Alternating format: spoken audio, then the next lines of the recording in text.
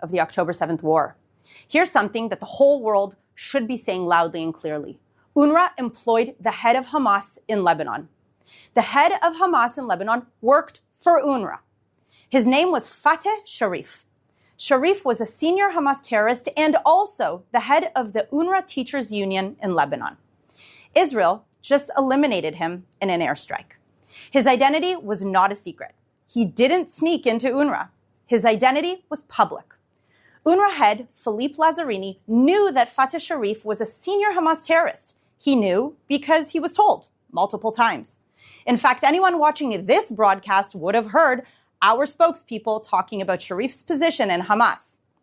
Hillel Neuer, the head of UN Watch, was a guest on Eilon Levy's State of a Nation podcast, and he talked about it. We reposted a clip of Neuer today on our social media platforms. Check it out after this. Lazzarini knew, but Lazzarini refused to fire Sharif. Instead, UNRWA is trying to get legal immunity for its leadership.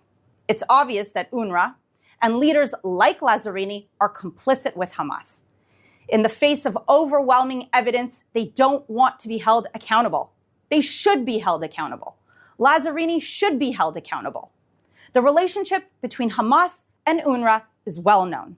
Hundreds of hardened Hamas murderers were on the UNRWA payroll. Thousands of Hamas affiliates were on the UNRWA payroll. Billions of dollars were diverted to Hamas money changers or laundered through Hamas via the theft of humanitarian aid.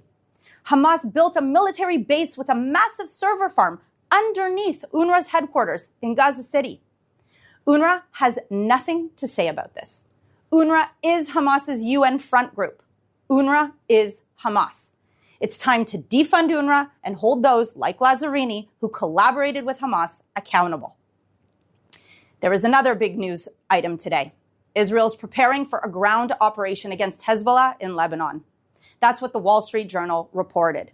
In fact, Israeli special forces have been operating in Lebanon to gather intelligence for weeks, according to the report. Remember how we got here. Hezbollah waged war against the people of Israel for a year. Daily attacks with Iranian rockets, guided anti-tank missiles, and suicide drones. 60,000 Israelis fled their homes a year ago because of Hezbollah's attacks. These Israelis must be able to return to their homes safely.